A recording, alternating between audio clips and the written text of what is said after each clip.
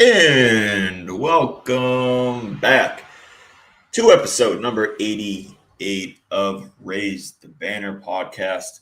It's myself, Matt Couture, Ben Dirth, Benny Ballgame Dirth. No Zach this week. He is celebrating an anniversary with his wife. Pulling a Ben, We hope prioritizing we family. hope it we hope it's his wife. Yeah, it could be a mistress. And he just and we're exposing him right now. I don't know. Well, I guess we'll find out next week. Uh, we'll have to ask him, or maybe uh, he tells us next. Yeah, he tells us next week that we exposed him. That would be pretty bad. But anyways, Rough. we're gonna jump right into it. The New England Patriots. We obviously haven't recorded since last week, last Friday with Fitzy on. They, stumbled out of the gates week one against the Las Vegas Raiders. Uh, going into the game, I think we were all kind of on the optimistic train. Um, what are your early thoughts? I think we're probably in a pretty similar boat of what we thought week one, but what were your early thoughts on week one and how things played out and how you feeling at this moment? So I thought the defense was okay. That was, as Fitzy said, it felt like a little bit of a litmus test. Two teams kind of roughly in the same, ballpark of, if you want to go by power rankings, probably the same tier of team. Obviously they're built a little bit differently. They have young skill position players with a veteran quarterback, whereas the Patriots have young skill position players and a young quarterback who, you know, granted he's gone through now two full off seasons, a full off season, two full training camps and preseasons, but for all intents and purposes is might still be considered a fringe rookie, having only started 11 or 12 games in his career, played 13 or 14. I know he came in during some games last year. Kind of a mixed bag. I mean, obviously the opening drive didn't look great. Oakland. I'm going to call him Oakland for the rest of my life. Vegas got basically whatever they wanted on that opening drive, which was not very good. And then, of course, the Pats' first offensive possession was, short of the fact that they didn't turn it over, was as bad of an opening possession as you could really have expected. Then I thought the defense played really well. They clamped down. They didn't allow anything scoring wise for the remainder of the half. And so, the second half, I didn't get a chance to see it. I don't know how much second half Patriots games I'll get a chance to see this year. Just because my youngest, her cheer team cheers at 3:00, so usually I'll get the first half. But from what I understand, the second half didn't go super great. They ended up losing the game. Only one rush attempt by a running back. So feels a little like the second half. I don't know if they got too cute or what. I know they didn't have a very productive running game. So, not to say that they should have just leaned heavily on the run, but I don't feel like you can have success in the NFL as when you become one dimensional. I don't know how many. I know Drake May. I was looking at the play-by-play because when somebody said, "Oh yeah, Henderson and Stevenson got no carries," so I actually had to go back and look at it. And there were some plays where Drake May was credited with runs. I don't know how many of those were design plays or if they were scrambles that resulted in a Well, he run. had one. He had one where he threw it, got batted down, and went back into his hands, and then he ran with it. Yeah, I well, don't know. I don't that's know a if that gets written down as a catch. it's a catch and it's a 2 yard completion from May to May. Um, Okay. but I mean, so there were some runs there, but I mean, you can't be one dimensional in the second half. In the NFL, it doesn't matter who you're playing. If they know that you're not going to run the ball, unless containment breaks down and the quarterback takes off, then you can really scheme the defense well. I mean, you pointed this out, in our chat. You had mentioned I think the Raiders ran one man-to-man defensive coverage all game. The rest of it was zone, and you can get away with that when you get to a point in the second half and you're like, hey, like they're not calling running plays. Let's not make it easier for them, and we'll do zone, make them beat us, and then if they adjust their offense to our defense, then we'll go from there.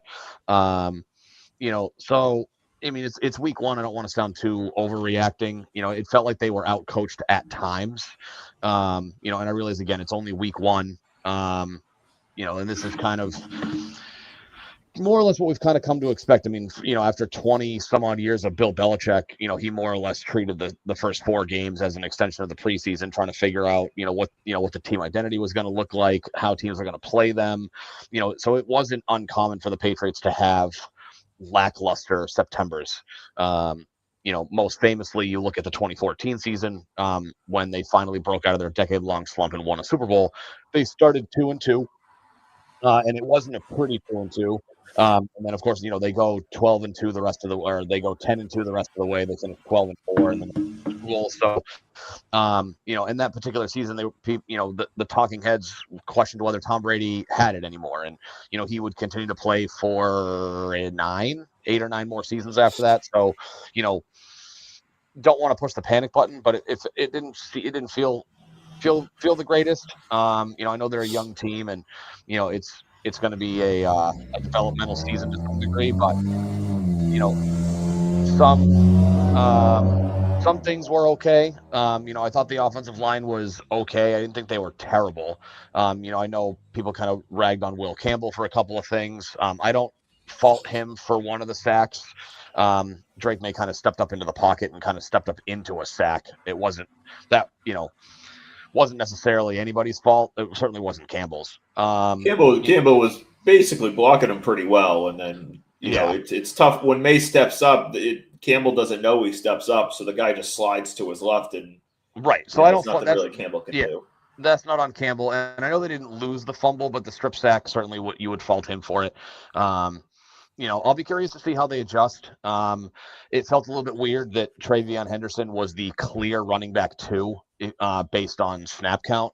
I'd have to go back and double check Mike Reese's post game. I want to say it was 41 snaps for Stevenson and 24 snaps for Henderson. And I get that, you know, you don't necessarily feel like you need to throw the rookies to the wolves this early in the season, especially because it's not like Ramondre Stevenson's bad. He's just not an elite running back. Um, Eh, but I mean, he's Ramondre's good, not great, in my opinion. Um, I just don't know if so he has it anymore. I mean, yeah. So again, if the scheme was a little bit weird. Some of the play calling was questionable to me. I know that they were missing Christian Gonzalez, which probably would explain that Gino ended up throwing for like 365 yards. But we got a game coming up tomorrow, which I'm sure we'll get into. But wasn't a great first day. I was cautiously optimistic. I thought the defense, could hold them, and I thought the offense would be better. The Raiders defense is really nothing to write home about. I know they have Max Crosby and Malcolm Kuntz on the defensive line. And so, hopefully they can fix things tomorrow, but, not a, I suppose the start could have been worse. But certainly not a great start. I definitely expected more out of the offense, last weekend. Yeah, I mean they're like using what like Bedard likes to do, 3 up, 3 down, like that type of stuff. It's it started with Drake May. Looking back at it, we're in year 2, so you look at it. Okay, we're at year 2. You expect a jump, but at the same time, you're trying to not be too like expectations too high because he's only played, this is his 12th start, and more importantly, that McDaniels has a very complicated offense and that it is the first game within that offense, right?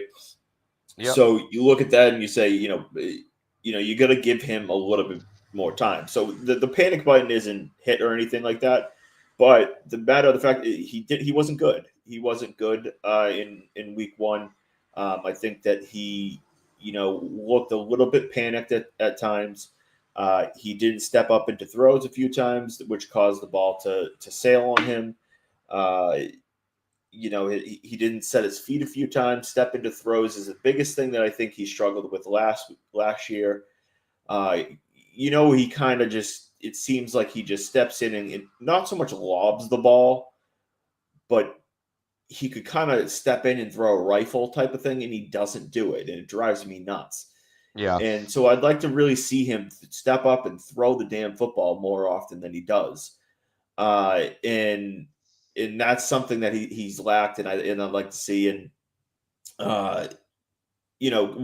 watching Monday Night Football, You know, we were both, I think, JJ McCarthy supporters. Granted, we both love Drake May more, but we both liked JJ McCarthy. And the one thing I really liked about JJ McCarthy is the dude is a baller. He's got that mentality, and we saw that at the end of the game on Monday Night Football last week. We don't see that out of Drake May. Granted, they don't do a lot of winning late the last year and a half, so it's tough to see a lot of it, but I'd like to see just more emotion out of Drake May as well, and to show that part of him, and show a little bit more of a competitive edge on his end. In terms of the offensive line, I mean, I thought that they were fine. I thought they were okay. Campbell, as a whole, I think was solid for his first game as an NFL player. I'll have to say this probably 25 more times in the year. Will Campbell, if he's a top 20 tackle this year at left tackle, that's good. Like that's good as a rookie tackle. He had a couple hiccups later in the game. That's it's obviously not. You don't say it's acceptable, but it's as expected in his first game. The rest of the low line, Jared Wilson was okay. Bradbury was relatively good. Onwenu was fine. Moses, going one-on-one against Max Crosby as much as he did, I think was pretty solid overall. Keishon Boutte looked really good. He seems to be Drake's most trusted receiver right now, plain and simple. He runs like he's got brick feet, but it works and he gets open. And there's a level of trust. Diggs worked his way in. He's still got good hands. We'll see how he develops. Douglas had -2 yards, which is quite impressive. But as a whole, the offense just didn't do enough. There wasn't enough consistency. They didn't run the ball enough. The biggest thing for me is we saw, and I posted about this after the game, is we saw Vrabel for the last few months, all offseason, say, we're moving on into a new direction of the Patriots. And so they went and got rid of all these different older players, and more recently moving on from guys like Kendrick Bourne and Peppers and a lot of these Patriots players that are from the previous regime. I would like to see him be similarly aggressive in making some changes into the rotation, and that starts with the running back position. I know we were just kind of talking about Stevenson. I just don't know how much juice he has left, and I think that TreVeyon Henderson is the clear-cut better back. Clear-cut. He's faster. He's a better blocker. He's a better pass catcher. He's just the overall better back. Demario Douglas, the dude better be more consistent. Dropped the ball right over the middle last week. He better be more consistent. Yep. If he's not, I think Efton Chisholm is a guy that knows how to get open and will be deserving of getting some run. And so like that those are two guys that I really, really want to see, like, either step up in terms of Douglas or in terms of Henderson getting more of a run. And then McDaniels offensively, I felt like he, do you feel like he put too much on Drake May's plate in week 1? I'm not sure. So I was looking it up, and I'm not sure what I want to believe so I found the post week 1 offensive line Pro Football rankings, Pro Football Focus rankings. So Pro Football Focus has the Patriots at 26th best offensive line, which is up 3 spots from prior to week 1. And it said, Pat's offensive line showed signs of improvement in their season opener against the Raiders, who admittedly have a limited pass rush unit. Although the offensive line surrendered 18 pressures, the output came on a whopping 53 pass plays, resulted in an 82.1 pass blocking efficiency rating, which ranks 22nd of all teams in the NFL. They did call out Garrett Bradbury, saying that he had an 85.9 pass blocking grade and did not allow a single pressure. He was the number 1 ranked pass blocking center for week 1. But then this is the part that's confusing. So it says the best player, according to Pro Football Focus, was Will Campbell. It says fourth overall pick earns the best player not already, as his 77.5 PFF overall grade pays the Patriots offensive lineman. With that said, I brought up the individual tackle rankings to see where he would rank, and Pro Football Focus has him graded at a 68.2. I don't know why that's different than 77.5. So I'm not exactly sure where they come up with that, especially because his pass block grade last week came out at a 72.6, and his run block was a 78.2, respectively. Will Campbell's pass block grade ranked top 20-ish. And his run block grade was top 10. Overall, he according to the 68.2 grade, tied for 19th with Garrett Bowles. So I'm not sure how they calculate the number. Because 77.5, if that was his actual number, he would have had a top 10 offensive line grade.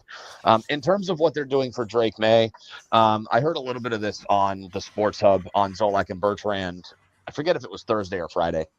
And I kind of agreed with it. They had brought up that they wanted Drake May to be have a little bit more freedom to just kind of be an athlete, design some run plays for him, scheme up certain things.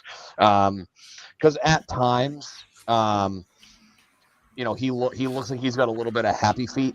I thought the first pass play of the game, which I forget if I think he overthrew the guy. It felt as if he kind of bailed on the pocket a little bit sooner than what I would have liked. And then I know that he was sliding in the pocket on that third one, but obviously, overthrowing balls is not a good thing. I don't know if it's that they're putting too much on his plate. I know, and I forget who mentioned this to me. Somebody had said that there was this. Somebody said in a press conference possibly needing to dumb things down for Drake May. As we all know, Josh McDaniels' offense tend to be a little bit more complicated than most. So I don't know if there's just too much on his plate.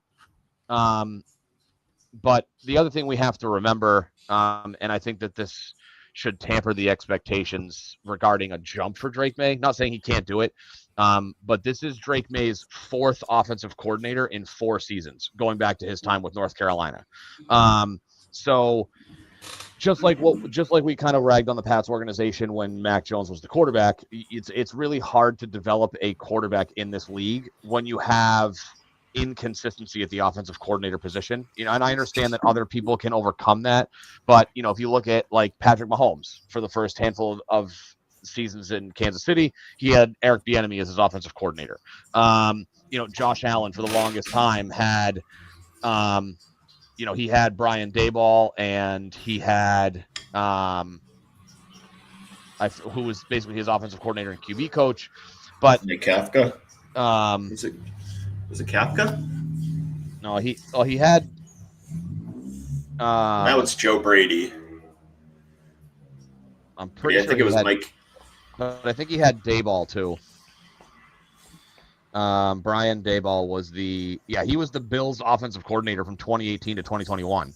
So Josh Allen had the same offensive coordinator during his development for the first 4 seasons of his NFL career, and he didn't actually make the jump to the next level until year 3. I think that was also in part because year 3 of his time in Buffalo was the first year that Buffalo acquired Stephon Diggs, who obviously was still in his prime at that point.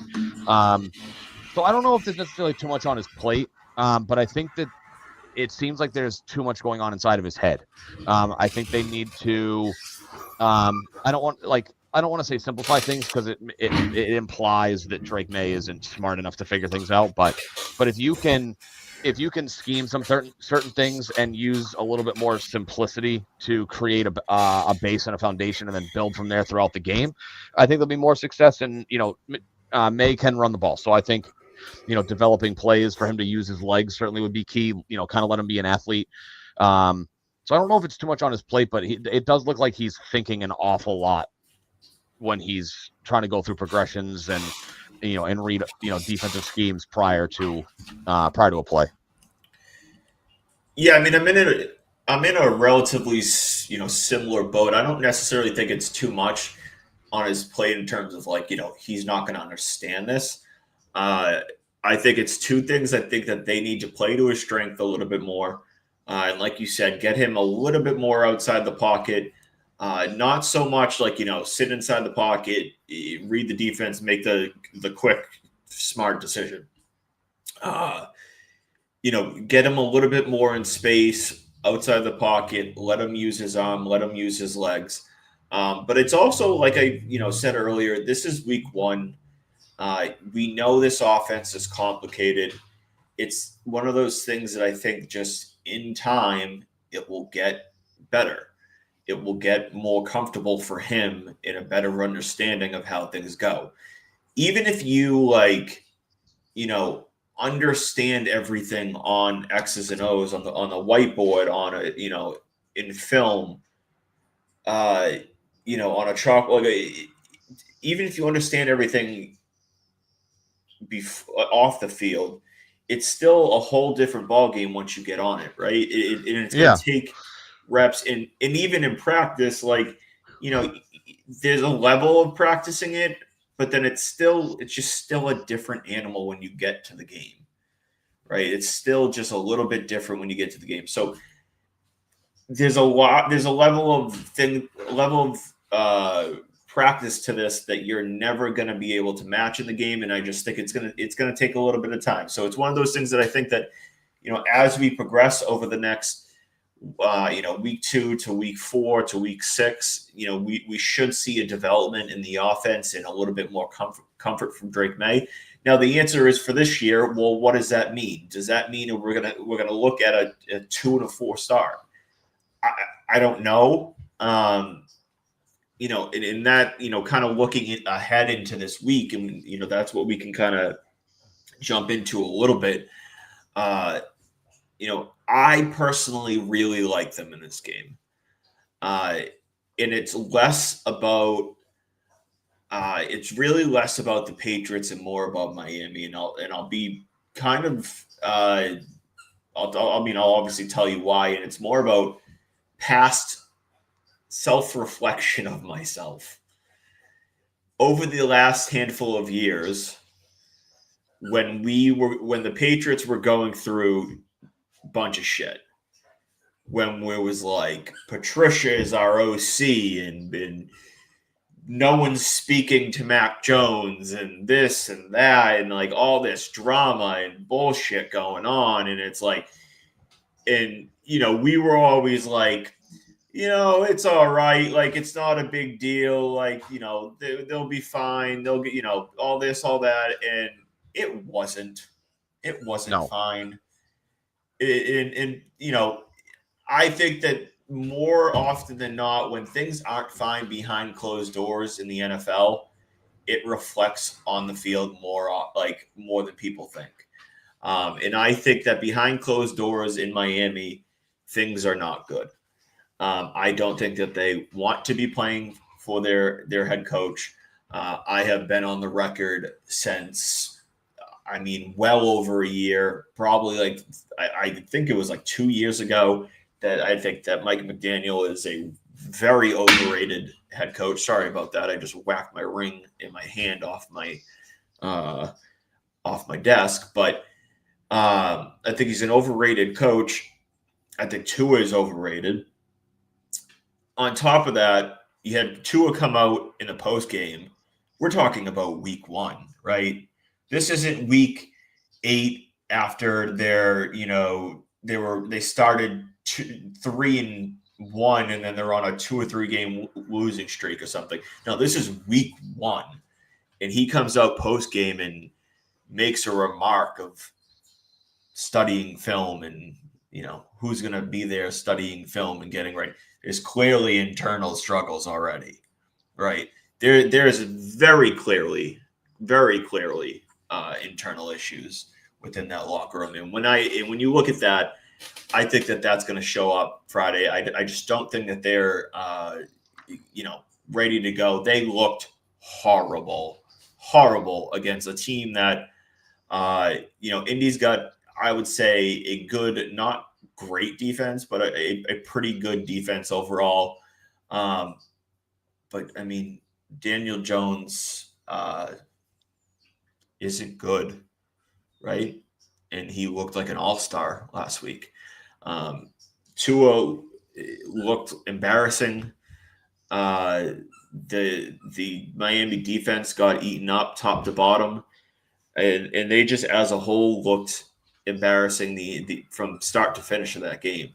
So I look at it and I'm like, I just feel comfortable that the Patriots are still a team that I believe is on the rise, and Miami's a team that I think is just kind of going to kind of fall apart. And I just think that that's going to play the biggest factor. And the biggest thing for me is that people make the comment that Tua hasn't lost to the Patriots or the Patriots don't win in Miami. Like those comments only matter if it's the same regime, right? Like saying Tua always beats the Patriots only matters is if they were beating the same. He was beating, like he's playing the same coach in defense. It's a completely different defense from last year. It's a completely different coaching staff from last year. So like it's really he might as well be playing a different team that just happens to be wearing the same uniform. And so it put all those things together. I'm feeling pretty comfortable into week two. Where are you at on on this game? Is your comfort level where it's at for me? Oh no, I'm the complete opposite. I have no confidence the Patriots are going to win this game. I think that yes, Miami looked bad. They made and I wouldn't even call the Colts defense good. They're league average. But I look at this and say that the Patriots defense currently is, in terms of their talent and their ability level, especially where they're not going to have Keon White or Christian Gonzalez tomorrow, is you could argue maybe the worst defense that they've put on the field, opposite Tua in his career. So I think that there is some validity to the idea that the Patriots just, no matter what defense they've put out there, they can't beat Tua. They have not done it in 6 starts. I think that my concern is that if the Patriots couldn't put pressure on Geno Smith last week with more or less a fully healthy defensive front four, I don't expect much different. In fact, I would probably expect less, considering they don't have Keon White, who I'm not going to say is a great player, but you could argue might be one of their better pass rush talents on the team. So I'm not feeling confident at all. Not to say the Patriots can't win the game. I think they can win the game. I just don't have the confidence they're going to do it. They don't play well in Miami, especially early in the year, when I get that the weather discrepancy later in the year is probably greater here versus Miami, but it's still going to be in the upper 80s and humid tomorrow, which is not at all what we've had for weather lately. I know that you go through that in camp and in the summer. I'm at a point where the Patriots have to show me that they're capable of playing competitive football before I'll say I'm confident that they're going to play competitive football. I don't feel like they were pushed hard during the summer. I don't think that they continue to be pushed hard. They had a no pads practice on Wednesday, which is a little bit odd to me. I don't know why you're having a no pads practice in the middle of the week on your second preparation week of the season. I understand that Mike Vrabel has his ways, but I'm kind of in a wait and see. Like, I understand that the expected competency level of this team from a coaching staff perspective should be higher this year than it was last year. But I'm still in a wait and see period. Like, until the Patriots actually go out and play competitive football, I'm not at a point where I can feel like they're just going to play competitive football because they haven't shown me that they can do it.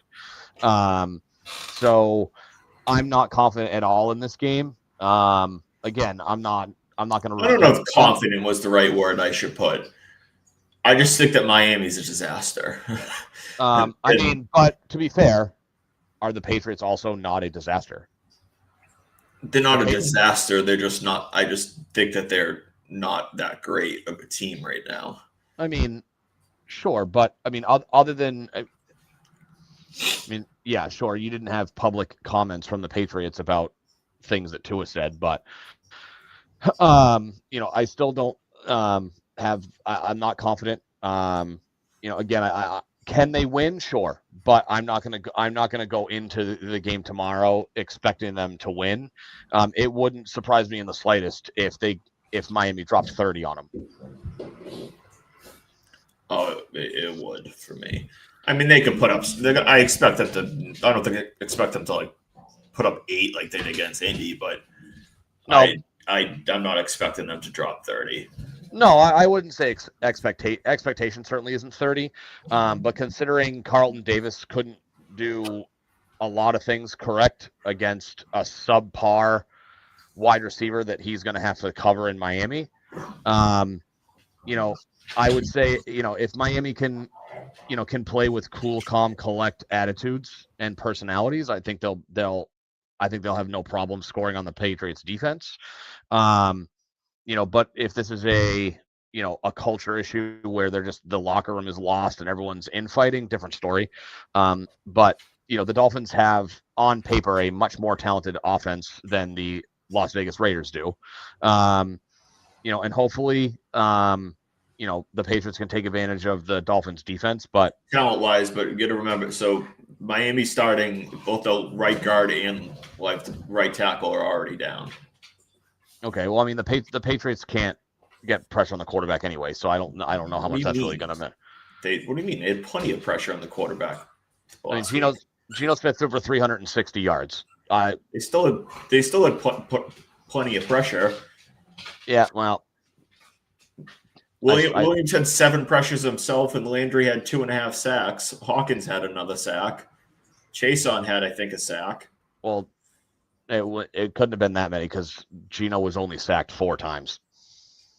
Well, I just said there was 2.5. Okay, so it must have been there must have been a shared sack in there somewhere. But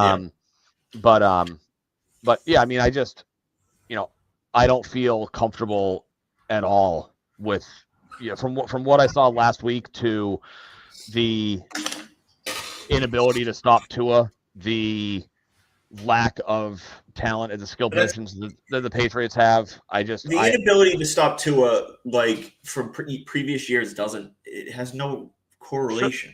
Sure it does. This Patriots defense, yes, it does. This Patriots defense is the worst defense they have put against Tua in his career. It's not the same defense. That's a lie. That's a lie. It's not a lie. Name a worse Patriots defense that Tua has played in 6 games. Probably 2 years ago when they didn't have. Absolutely. No. Absolutely. The Patriots defense this right now with no Christian Gonzalez, no Keon White, no legitimate pass. Keon White led the team. He led the team in sacks last year. No, he didn't. Sure, he did. In any even case, if he did, that doesn't mean anything. They had no pass rush last year, and they don't have a pass rush this year. I mean, they had a pretty good pass rush last week. Geno Smith threw for 364 yards. That tells me their pressure rate was good last week. That's all I'm saying. Okay, but they still gave up 364 passing yards to an inferior offense. If they can't, you looked horrible last week again. But what I'm saying is, playing 364 passing yards is awful. What the Patriots did in prior years, again, what Tua did against the Patriots in prior years is irrelevant. It's a completely different defense and scheme. All right, so it's not like he's facing the same scheme. Okay, so let's just completely forget Tom Brady's career record against the Buffalo Bills because every single year they had to turn players over because their defense and their coaching sucked. The Bills just sucked every year. And it's Tom Brady. Tua looks the worst he's ever looked. And I guarantee you he's going to throw for almost 300 yards with multiple touchdowns tomorrow. He is good. He's going to look like a top 10 quarterback tomorrow. All right, we'll put a wager on it. Some type of wager on it for tomorrow. So they gave up 364 passing yards to Geno Smith with their ability to rush the passer. This week they don't have one of the guys who was putting pressure on the quarterback. They don't have their number one corner, and they're facing a team that has better offensive skill players. White played like about 25% of the snaps last week. Okay, so, and he was still getting pressure on Geno Smith. They don't have one of their, granted, while he only played 25% of the snaps, he's still one of their best pass rushers. That's not really. Keenan White is not that good anymore. And so what does that tell you about the Patriots pass rush? If he's not very good and he's one of their best pass rushers, he's not one of their best pass rushers, is what I'm saying. But he is. That's what I think. No, he's not. Barrow is a better pass rusher. Milton Williams is a better pass rusher. Harold Landry's a better pass rusher. Chaseon's a better pass rusher. They're all better pass rushers than him. Tua is maybe their fifth best. Tua is going to look very good tomorrow. Well, unless he completely changed. You just said the Colts defense is average at best, and he looked absolutely horrific against the Colts. Yeah. And so what? So if they have an average defense at best, what makes you so confident that he's all of a sudden now going to look phenomenal against the Patriots defense? Which you said because the Patriots defense is not good. I would rather have. You just said they looked fine you said they looked okay last week. Yeah, they looked okay because they only gave up 20 points. If they had played a team with actual talent on offense, they would have lost. They would have lost 38-10. Oh man. They gave up. They confirmed Achilles. Yes. So last week, the Patriots ranked 7th worst they were the 7th worst team in terms of yards last week. They are not good. Oh, the secondary wasn't very good. I'll certainly say that. For the record, I'm not saying that they're going to shut down Tua or anything like that, or it's going to look like Tua's going to look like they looked last week. No, I'm just saying that what Tua's done in the past to the Patriots has no reflection. It's completely irrelevant. Tell that to Tua, who hasn't lost to us in 6 starts. Again, it's a completely different Patriots team. If you want to say it doesn't matter. It doesn't matter. It does. Yes, it does. Okay, if you and I coach 2 different teams and I've never beat you, that regardless of what my teams look like, you absolutely have a mental edge over me. Tua has a mental edge over the Patriots because he has never lost to them. So he has all the confidence in the world to be like, hey, we play well against these guys. The defensive scheme, albeit changes. The personnel is all right. He has 7% more confidence against the Patriots. I would say it's way higher than that.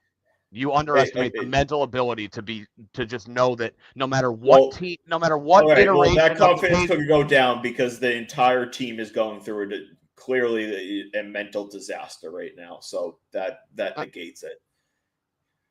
Clearly, he's just coming off arguably the worst week of his career. He looked horrific last week. So clearly he's not going to have a lot of confidence, and he's going against a defense that is nothing like previous Patriots teams, a coach that wasn't with the Patriots, in a scheme that is nothing like previous Patriots defenses.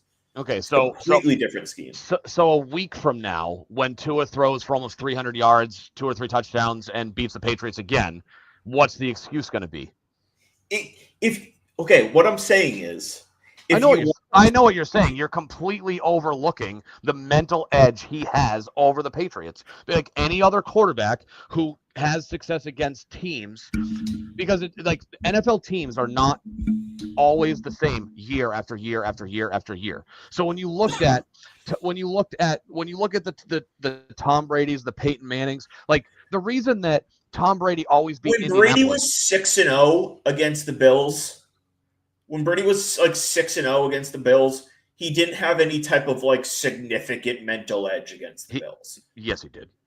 He did when he was like fucking 24-2, not like 5-1 or 6-0 or whatever it was at the time. I don't know how it went. I think you're completely disregarding the fact that no matter what team the Patriots have thrown at Tua, they have not beat him.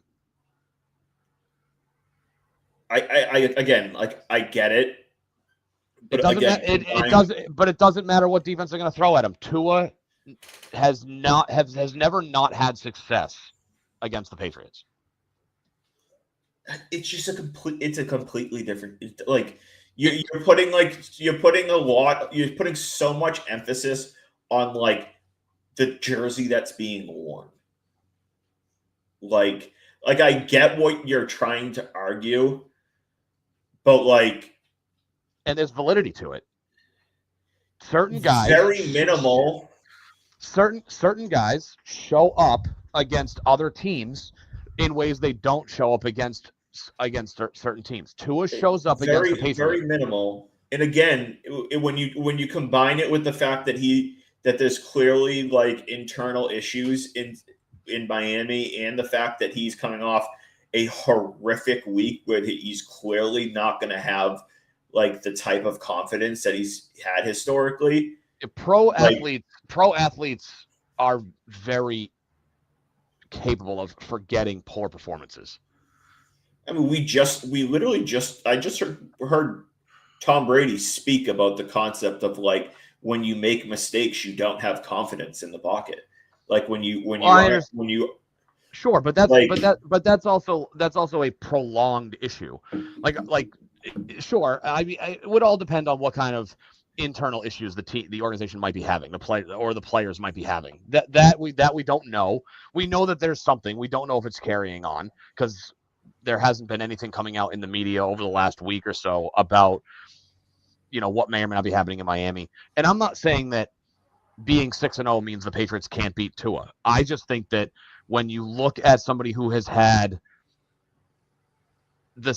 when he's had success, with the success that he's had. Now, keep in mind, over the same time frame, the Patriots have beaten their backup quarterbacks. I will say that. The difference is, and I forget what year it was. There was a year, I think it was in 2020. Let's see, 2022. Tua played in only one of those games. And I want to, so I mean, I'd have to go back and look, but there's been a couple of seasons where he's been injured, and the Patriots have played the same Miami team minus Tua and won. I do think there is some level of a mental edge, knowing that you play well against them historically.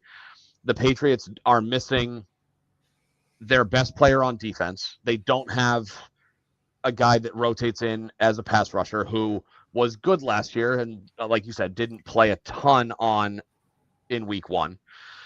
I just think that to say that it's not a factor at all, I think is wrong. I didn't say at all. I said it's minimal. Also, just for reference, I looked it up. He did play very well the last time they played, and pretty dang well the second to last time. I mean, Tua's only really had the first game they played in 2020. He threw for 141 yards, no touchdowns, and a pick. Then he threw for 202, a touchdown and a pick, 109 yards, a touchdown and no picks, 270, a touchdown and no picks, 241, one touchdown and one pick. And then he had the two good games. As a whole, he hasn't been individually great against the team. It's not like he's coming out and personally lighting up the Patriots. No, but to be fair, he didn't have Tyreek Hill in those first 3 games. So not and I know that they played twice in 2022. Once was in January. It was the last game of the 2021 season. But the 2022, 2023 games and the 2024 game he played last year, the talent around him is also a lot better. So not to say, again, he wasn't the reason they were winning. They were winning games in 2020, 2021, and then January of 22, as evidenced by the fact that he averaged less than 200 yards, less than a touchdown a game. I just think that it is a factor, and it in the game. You're muted because your dog was crushing a chew toy. I was enjoying that, by the way. And I don't know what. Who'd you shut up, Cheddar or Mila? We have two. We're watching 2 extra dogs right now. I think it was. Oh, okay. It's a minimal, like a little bit of a mental confidence for him. As a whole, if Tua comes out and plays really well, and Miami goes and puts up, they win 27-20 against the Patriots. In my opinion, it will really come down to just like this Patriots defense either, didn't play well or like isn't that good. Like, you know what I mean? Like this Patriots defense just didn't perform for, whether it's because of injuries or all that, no Gonzalez, whatever the reason you want to put on it. I just don't think prior situations. Now, if you wanted to say like, if Belichick was still here or Mayo was still here and it was a similar defense from last year and all that, like, especially last year, they lit the Patriots up last year. Yes. I would agree that the argument would hold more cards, like you hold more water in terms of like, this is a coach in a defense in a scheme that we lit the hell up last year. Yeah, I mean, sure, that's true, and they did turn the defense over a lot. So sure, yes, I just think that I think it's more than a minimal factor. I'm not going to sit here and say that it's definitely not the only factor. And I know I was a little over the top with the whole 6-0 thing. I get that, but I think also he's 7-0 technically. Well, I think one game he started and got hurt. Yeah, I forget which game. Yeah, but because he started the game, he gets credited with the win. Yeah, he started and got hurt, but they had like the lead and they squeaked out a win or something like that. Still. Yeah. I think that, and to kind of segue into my thoughts for tomorrow, I think this kind of feels like a little bit of a litmus test, because you figure, I'd have to look at the standings from last season. But you expect the Dolphins to be in the neighborhood of a 500 team, that's what we had hoped for with the Patriots this year, was being a 500-ish ball club who, would hopefully be playing meaningful games into December and January and potentially competing for a wild card spot. So that's kind of, where I think that we're at. So this feels a lot like a little bit of a barometer for them, a second week barometer. Again, because Indianapolis made the Colts look so bad, and taking it with a grain of salt, I look at it and go, okay, well, the Colts, if the Colts were able to put up, the amount of yards they put up, the Colts had 418 yards of offense. It was kind of a balanced attack. Obviously, Jonathan Taylor kind of ran wild. So it wasn't like Daniel Jones went out and dropped 350 yards, or, the rushing attack dropped, 200 plus. But, there's a little bit of a glimmer of hope there where, you'd like to think that the Patriots can take advantage of a weaker defense. And hopefully they can actually scheme up the talented players on the team. I get the feeling that Chisholm and Williams are not going to see a ton of the field this week, just based on how they ran things in practice. But this looks like this is another barometer game. I look at it and go, they need to be more competitive. The coaches need to call better plays, and obviously the players need to execute the plays and the scheme. Because if the Patriots again, I realized that last week was the first game since Jim Irsay passed away, so the Colts were pretty charged up. Obviously, home opener. I look at it and go, if the Patriots can't exploit the defense in a similar fashion to the way that Indianapolis did, that's a little problematic. I get that Indianapolis has more talented players than the Patriots, but I would like to think the Pats can exploit holes that the Colts showed exist from last week. Yeah, part of it, I think, at least what I was listening to, defensively against, playing them against Tua is to really try to clog up the middle of the field. Force him to make the throws outside the numbers and stuff like that. And don't give him the easy throws across the middle of the field, short, intermediate. And that really kind of rattled his cage in week one and made him, really kind of make mistakes because that's his go-to. Not that so much he's, one read quarterback type of guy, but that is where he generally looks right away. That was actually one of the knocks on Jaden Daniels coming out of college, that if you take away the middle of the field, you can kind of get him into trouble. If you look at Jaden Daniels over the last 2 weeks, doesn't look very great. Makes you wonder exactly if they're playing him a little bit different the first 2 weeks compared to last week, but that's, we won't get into that. But no. To be fair, you could make the argument the Packers might have the best defense in the NFL. Take that with a grain of salt. Well, he didn't really look that great against the Giants either. No, wasn't it? But if you can clog the middle of the field against Tua, really kind of force him to get off that first read. I know that they should be able to have a good amount of pressure. Hal Landry looked really well in week one. Milton Williams had a really good amount of pressure. We talked about how the Dolphins are going to be without their right guard and right tackle this week. So they're already shorthanded in an offensive line that was already a below average offensive line. So they're going to have a chance to really kind of to create some havoc for Tua. So if they can do that, they're going to have a chance. It will be interesting because I believe is it Zach Kuhn? That will be making the play calls this week. Terrell Williams.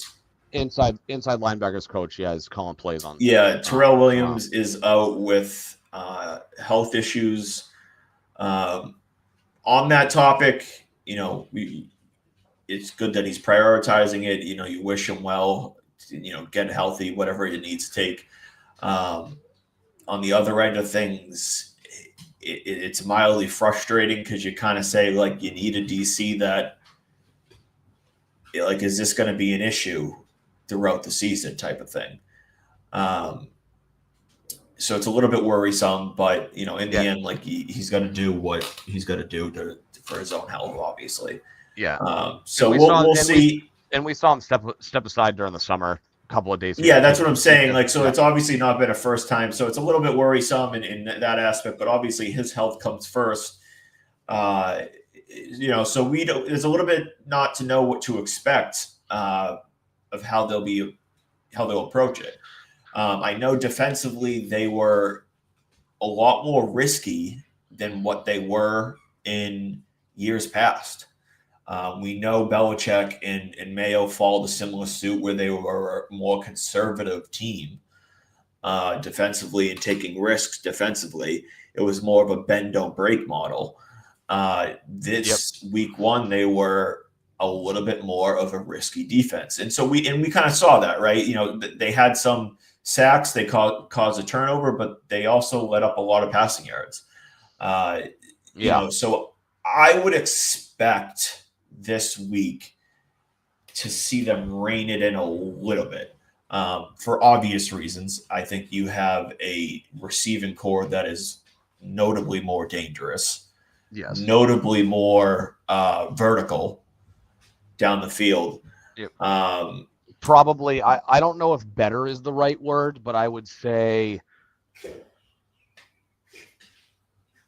yeah, like I don't know what the adjective is, but I mean, they kept Genty in check last week, but A-Chain is a much more established NFL player. he's more. I think he's a little more. I don't want He's to a say different. explosive. Yeah, He's a little bit. I think he's a little faster, his skill quicker. set is different than Genty. Genty's more like he ran guys over when he was at Boise State. And he's got some speed to run away from Yeah, guys. he's more of a more powerful, Yeah, power explosive. yeah, Achan's more of a speed explosive type yeah. of. He like A-Chain's not going to lower his shoulder and take Spillane on through the chest. He's going to try to beat him to the edge and get him around the corner. Yeah. But anyway, continue. I was just going to add I in still think the they'll be pretty aggressive. In rushing the passer and stuff like that. I just think that they'll be a little bit more conservative in their overall approach and in their their scheme and stuff like that. So I don't think they'll take as many chances, especially because, and I think they'll test the waters early on in the game, and they'll see if if guys like Landry and Milton Williams are able to create some pressure against these backups on the right side without blitzing. Obviously, that changes things, right? You don't. Oh, absolutely, if you yeah. can create pressure without blitzing, it allows you to completely change your game. Right. And so because you can run, you can get away with a 4 or 5 man front rushing the quarterback, and then you're dropping 6, 7 guys in coverage. So, yeah, and the Pats clearly played to stop Genty in week 1, and they did that well. But obviously they struggled to stop the pass, and so it'll be a little bit interesting to see how they approach that this week. Obviously, the pass game is a little bit more scary. Do they focus on stopping the pass a little bit more and sacrifice the run? We know Spillane and guys like Harold Landry, they were the two of the best run defenders in football last year. Back, the Raiders had Spillane and Harold Landry was with Tennessee. At their positions, they were both elite run stoppers. Jack Gibbons back in Tennessee as well he got injured, but he was a very good run stopper. So I expect their run defense as a whole to be pretty damn good this year. It's just a matter of they got to get better against the pass. They can't be letting up 362 or whatever it was, yards a game offensively in the pass game. If they do that, they're going to be in trouble. Put it this way: if they let up 362 yards to Tua again, with Achan and stuff like that, you're probably not letting up 20 points again. No, right? if you were to take a similar stat line, and I know that we can't do that, but if you were to say Tua would have similar passing success versus the Patriots that what we saw with Geno Smith. Like what does that score look like? I would say, I'm not going to even just total yardage. They had about 400 total yards. If if Miami's offense has 400 total yards, it means they're probably scoring closer to 30 points. Yeah, I was going to say they're probably at minimum 23, probably closer to 26 to 30. Yeah. And so it's like, they need to obviously need to be a little bit better defensively. Hawkins had a very up and down game. He had some really nice plays. He had the interception off of Davis. He had the nice sack, but then he had a couple really poor coverage plays. So that wasn't very good. But like I said, Landry was really good. Milton Williams was excellent in week 1. Barmore looked pretty good. They were both. Let me see. I looked up the pass rush win rate. I don't know why that's such a tongue twister. I couldn't get it to sort by pass rush win percentage, but if you go off of the pass rushing grade, Williams and Landry ranked 20th and 21st respectively. I want to say Williams was 22.8%. 6.6. Well, yeah, I have the numbers, but it doesn't sort. I can't sort to see where that would rank. So I just did like a rough calculation. And so I think Williams was third among DTs. so this is just the top pass rush win guys in general. Okay. Yeah. So I don't know. I don't know in general, but in general for pass rush win percentage, I think they were both like right around 20th in the league. I don't know how like position specific because I'm trying to think. So Harold Landry is a linebacker. So Josh Uche was the number one linebacker in terms of pass rush grade and win rate, 92.7 and 43.8 respectively. Nick Benito was number two. Josh Hines Allen, he's a linebacker for the Jaguars, or is he a D lineman? I think he's Josh Allen. Josh, the Jaguars, Josh Allen. He's a linebacker, correct? He's a linebacker. Yeah. So let's see. Will Anderson down. Alex Highsmith is a linebacker. Will McDonald is defensive lineman. Will McDonald, I think, is a defensive lineman versus lineman. Jeffrey Simmons is a linebacker. Myles Garrett. Let's see. Harold Landry was probably a top 8 linebacker in terms of his pass rush grade and win percentage. Milton Williams, like you said, was a top 3 interior defensive lineman when it came to that regard. So, so certainly good there. But yeah, I mean, given that Carlton Davis didn't perform very, very well against subpar talent, and he's going to need to be their number one corner again this week. Although I don't know how they're going to scheme it because historically speaking, they never put their number one corner on Tyreek. Their number one corner took Jalen Waddle because of the skill set, and then they would basically play a 2-man zone scheme against Tyreek where one guy was zone underneath and he had safety help over the top. I don't know if they've got the skill to do that this year. But we'll see because you figure Alex Austin is probably going to be your number 2 corner again on the depth chart. Marcus Jones will mix in as a nickelback. I mean, I don't know how they're going to scheme it up against Tyreek, but yeah, I mean, if you can't slow down the passing attack from Miami, then it's going to be a long day for the Pats defense tomorrow.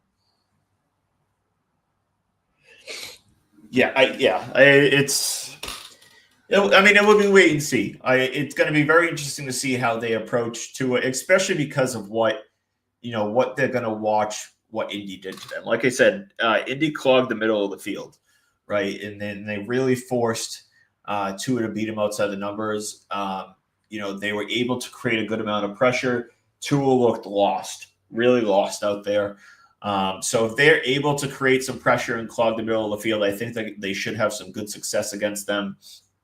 And then offensively, it really will come down to 2 things, and I think it will be establishing the run. They have to establish the run, right? Yeah, the Pats' ability to generate a running game last week was awful. They couldn't get anything going.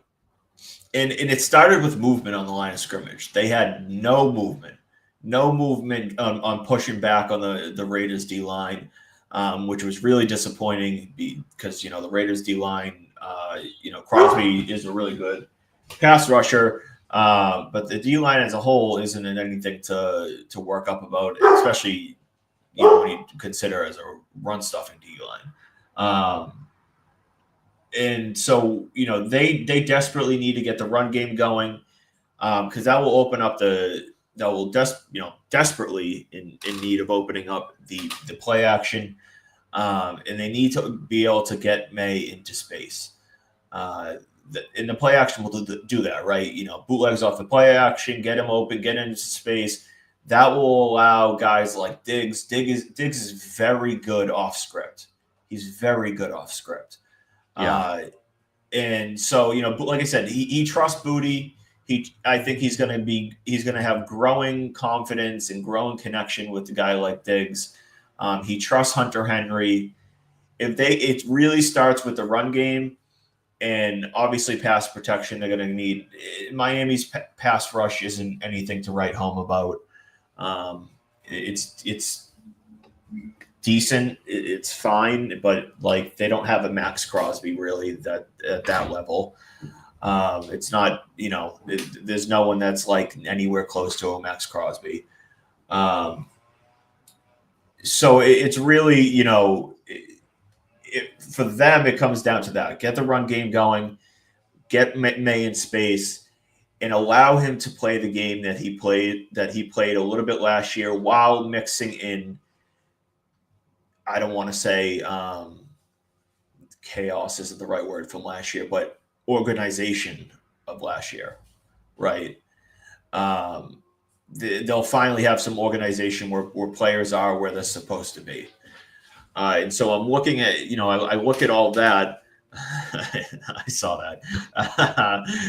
I look at all that, and I'm saying, if they can do those things, they'll be set up to be in a really good spot and have a chance to win this game.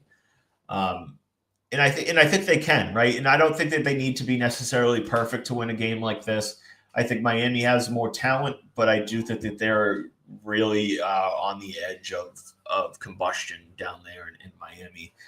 Um, it's much So better to play in Miami in September than it is, in my opinion, than playing down there in like December. Because at least they've just been practicing. Like Patriots players have been practicing in warm weather down here, right?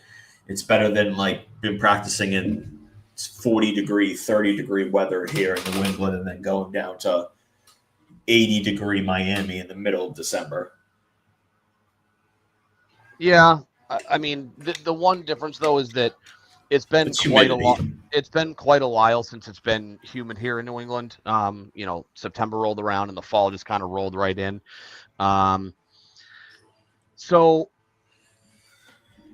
I don't know how much this really played into it. Tua only threw the ball 14 times in the preseason. Not to say that Drake May, like not comparing him to anybody else or Drake May specifically, but he didn't play in the second preseason game, so I don't know if last week had anything to do with rust. I mean, obviously, certain guys respond better than others.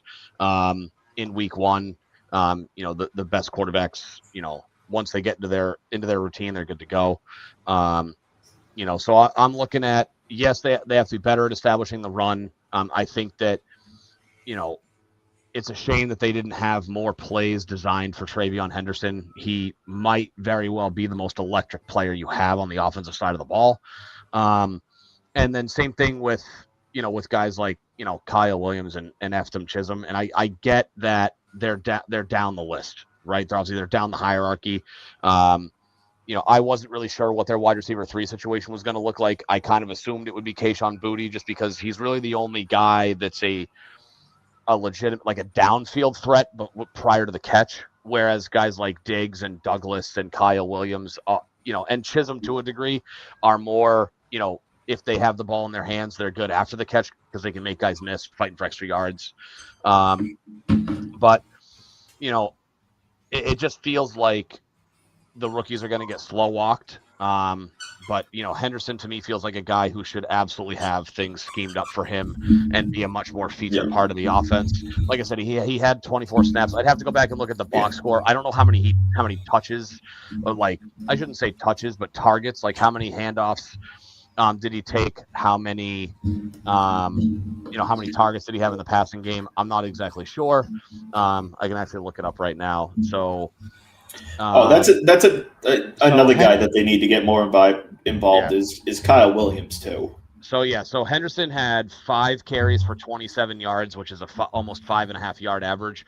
Now, granted, 14 of those yards came in one run, so the average yards per rush might be a little bit slanted because if you take away a 14-yard run, he's got 4 carries for 13 yards, which is the average is still decent, but those numbers aren't really anything to write home about. Travion Henderson did have 6 catches, so Travion Henderson did touch the ball 11 times, whereas Stevenson only touched the ball 9 times. So Henderson was more involved, even though Stevenson had, 1.5 times the number of snaps. Stevenson had, 9, 2 catches and 7 rushes. Henderson was tied in receptions. He had 6 catches for 24 yards, tied with Diggs and Boutte for the number of receptions. And Henderson was targeted 6 times. So he was targeted a total of 11 times if you count balls thrown to him and times that they handed the ball off to him in the backfield. He does need to be more involved in the offense. So again, the numbers are what the numbers are. So, 5 carries for 27 yards, 6 catches for 24 yards. So, that's 11 for 40, 51. So it's a decent average. So, he's getting, 4.5, 4.7 yards every time he touches the ball. So he's a guy that I would like to see get more opportunities on the offensive side. Again, not to say that they need to, kick Ramondre to the curb, but obviously coming out of the draft, they talked about how well he's a pass blocker, how electric he is with the ball in his hands. I mean, they started the preseason off with 100, or I'll say 99.5. I don't think it was fully 100 yards, but he had the kick six as the first play, got everybody excited for what you might see out of him this year. So hopefully they have more plays designed for him. I think that, I think Ramondre is a good running back. Travion Henderson is overall a more electric talent. And so, I get that they have to rotate guys in and around because, for the same reason we kind of harped on the Patriots last week for becoming too one-dimensional and getting away from the running game. You can't do that with your players either. Every time, that was one of the things where, and I'm going to forget who it was, N'Keal Harry, towards the end of his time here as a Patriot, anytime he was on the field, you knew they were running the ball because he was, all things considered, a very, very good run-blocking wide receiver. He didn't do much else as a wide receiver, but you as a defensive coordinator, when N'Keal Harry ran onto the field, something like 80% of the time it was a run, 85% of the time it was a run. So you could scheme your defense accordingly. So they can't do that. I know that Henderson he can run, he can catch, he can pass block. So you can't really queue up anything in particular. So they got to rotate those guys around so that they aren't really sure, who they can key in on. But Henderson needs more touches. I'd love to see Kyle Williams more involved because I like the skill set, what he can do with after the catch. But it's weird because it's almost like the Patriots have too many mouths to feed and none of them are elite players. Like Diggs is very good. Booty is good. Like Henderson could be good. Like it's not like they have elite players who can take, they're going to get theirs, but they're also going to, like, you have to scheme the defense for them. Like, I think that's what made guys like Julian Edelman so good, was they couldn't just key on Julian Edelman because if you left Gronk alone, you were screwed. And so, certain guys do certain things to the defense. But it almost feels like because they lack elite players at that position that, there's too many like good players on the team that don't require extra attention. So I don't know how they're going to rotate guys in and around, but, I'd like the young guys to get a shot. I'd like the young guys who are electric with the ball, to, get fans up out of their seats. I realize it's a road game, so it's, fans up off their couch tomorrow, but, would love to see those guys get more involved. Yeah. The one guy I forgot earlier was Kyle Williams. He played minimal. He had one catch late in the game. I would like to see. I think they're going to slowly integrate him, so I don't see a big uptick coming in week 2. But I would like to see him, pushed more and more week in and week out, and eventually, take over Matt Collins' spot in the offense as like the number 4 guy, and maybe take Douglas's spot, I guess, if. Or take some of Douglas's spot as well, playing snap wise. Maybe you kind of mix them in because I'm not saying, because I agree, like Douglas didn't do any favors. I mean, it was early in, I don't know if it must have been the second or third drive when he was, for all by NFL standards, wide open over the middle of the field, and he had pancakes for hands. He just flat dropped the ball. And I don't think it would have gone for a first down. I want to say it was on 2nd and 10, so it would have made it 3rd and short instead of 3rd and long. But I wouldn't mind, having those guys rotate in because I think you have to have Diggs on the field. Clearly, Drake likes Diggs and Booty the most. So, like looking at the numbers, so Pop Douglas had 7 targets, which was tied for the second most. Henry and Booty both had 8. Diggs and Douglas had 7. And then you had Henderson with 6. Nobody else on the team had more than 3. So I would love to see Williams mix in more. I get that they do trust Pop Douglas. He had the big drop early on that would have changed things, but at least on that drive. But yeah, I'm with you. I understand that it's not how the NFL works, and that it's tough to expect the Patriots to just throw their rookies into the fire in week 2. But from a fan perspective, I mean, we're going into our 6th post Tom Brady era season. Sorry, our 6th post Tom Brady season. It's our 2nd season of our 3rd quarterback. Obviously there was Cam Newton for a year, Mac for 3. And so I think from a fan perspective, we're getting to a point where, I get a little restless at times. I understand that the NFL doesn't work that way, and it's Mike Vrabel's first season as the head coach in New England. It's not like it's his 6th season and he's still just, he's slow walking guys and sticking to his guns. I realize it's a new coach, a new system, a new scheme. You got to give it time to catch fire. But from a fan perspective, it's hard to see the skill set of a Travion Henderson, of a Kyle Williams, and while again, I enjoyed what I saw out of Chisholm in the preseason. Just obviously he's working really hard. Again, grain of salt going up against certain guys that probably don't have jobs right now or they're on a practice squad. It's just hard as a fan to sit here and look at the potential of these guys and wonder, why are they just rotting on the bench? Again, I get the NFL doesn't work like that. But it's still hard to look at and see, Kyle Williams only getting 1 target, Travion Henderson not getting as many touches as we might like. Again, 11 touches is still good for your first game, but it's hard as a fan to sit here and watch. I think it will come, obviously, especially with both of them. But yeah, no, I agree. Like I said, I think Kyle Williams adds a different element. Matt Collins can be a little bit of a deep threat, obviously, but he's more your possession guy at this point. But I think that Kyle Williams offers that vertical deep threat speed that this team could use. He has that, that over the top speed that will fit Drake May as well, right? So get him out, bootleg, get him out open into space, and hit a guy like Kyle Williams that's going on a crosser deep. Yeah, that's a guy that can fit, and I would like to see them get him into, I don't expect it to immediately go into playing 80% of snaps. If he was at 10% last week, get it up to 20% this week and 25. It can be a gradual thing, but I would like to see him get work his way into the lineup more and more. And if he starts to really perform, if he's getting open, if he's making plays, at that point, maybe week 5, 6, they can revisit things and say, okay, Diggs isn't playing doesn't have what he used to have, or Douglas is just not, he's just not getting it done to the way we expected him to.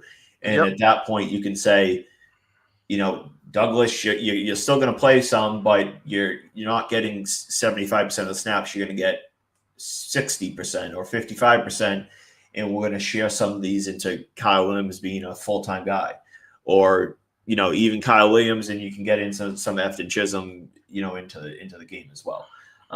But as a whole, I'm excited for this weekend. I'm still optimistic going into week 2. It's I don't want to say it's a must win, but it's a very big week.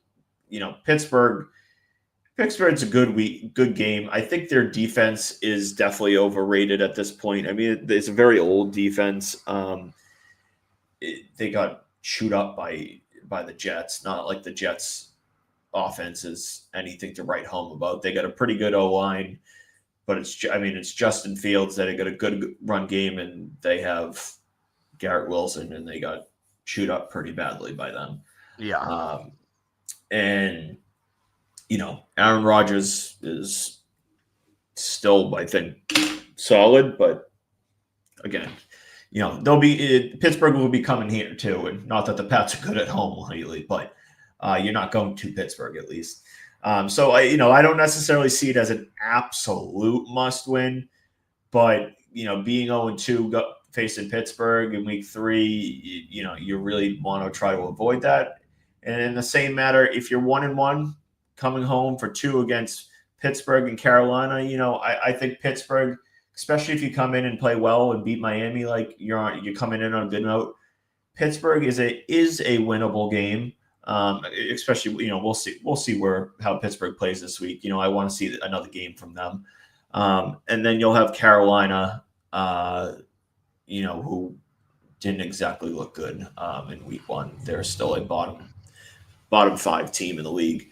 And so, the schedule is pretty soft to start the year, and the window's still there to, not that I expect them to be 3-1 after week 4, but like being 3-1 after week 4 is like, it's not like it would be like shocking if they were 1-3 after week 4. I wouldn't be shocked either, but like 3-1 is, in my opinion, like doable too.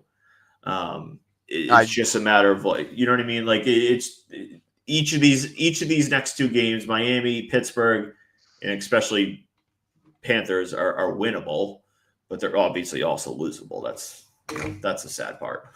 Yeah, I would say it's more likely that they go 1-3 versus 3-1. Like I don't. Well, now that they're 0-1, I would say probably yeah. I mean, given that they're already 0-1. I even going into the season, I felt like 1-3 was more realistic than 3-1, just because. Like I'm talking at like after Rodgers signed in Pittsburgh and we knew that he was going to be the quarterback. Like I looked at it and said, that the Raiders was a coin. Like yes, we had it as a win, but I had it as a coin flip. I think I can go back and look. I had Miami chalked up as a loss. I guess I had them probably at 2. I had them probably around 2-2 going. Yeah, I mean, I would have probably put them at like a 60-40 chance to type of thing. Like maybe a slightly better chance to be 1-3 than 3-1. But like I said, like going into this Miami game, I think it's a coin flip type of game. I think that they have a very real chance to win, especially given the disaster that is in Miami last week. Clearly, there's a lot of shit going on down there, and if they come out and they play well and they beat Miami, then like it completely changes the trajectory going into week 3, and we'll see at that point. But any final thoughts as we wrap this up? No, I mean I think that I am going to take Miami to win. It should be a close game, but I think I'm going to be in the camp that until the Patriots show me that they can be competitive against teams that they should be competitive against, it's going to be hard for me to feel confident with them, going into a game. That's why Patriots are trading wide receiver Jalen Polk in a 2028 7th-round pick to the Saints for a 2027 6th-round pick. What an odd thing to do. Polk is currently on season-ending IR, recovering from a shoulder issue. So it was Polk in a 28 7th? Yeah, for a 27 6th. Maybe we can dive into the dumpster fire that is Jalen Polk next week. But yeah, I mean, until the Patriots show that they can be competitive in games they should be competitive in, I'm not going to feel confident. That's why I messaged you like a week or 2 weeks ago and said that I felt like their most realistic shot at their first win was week 4. I'm not going to have any confidence next week with them playing against the Steelers. In the same breath that I don't feel, I thought they were going to beat the Raiders. I had them winning 24-20. So at least I was, half correct. With the score prediction, I just expected more out of the offense. So We'll see. I mean, I'm not feeling super great against Miami. We don't typically play well down there, and so we'll see. We'll see how things go. But yeah, I mean, hopefully. But I think Miami wins. But I just want to see 60 complete minutes of competitive football, and I want to see the young guys get more involved. Yeah, and I think it will happen as the week goes on, or the weeks go on. Um, obviously, the biggest thing for us is we want to see a more uh, capable, competent team this week. Uh, Not that necessarily a win is, like I said, a must, but we got to show progress at the bare minimum. I mean, that's a very low bar, but Yeah. um, And we all know the you know, stats. I think they're a little bit better lately after they added the 17th game, but statistically and historically speaking, teams that start 0-2 don't tend to make the playoffs. yeah. I mean, if they start 0-2, you're usually not very odds are you're not a very good team.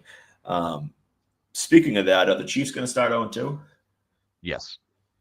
I agree. Okay, that's going to wrap it up this week. Like we said, we didn't have time to do some Patriots. We went on for almost an hour and a half on. I mean, didn't have time to do Red Sox. We did an hour and a half basically on the New England Patriots. We will be back next week. Hopefully, we're talking about a Patriots win against the Miami Dolphins. Squish the fish.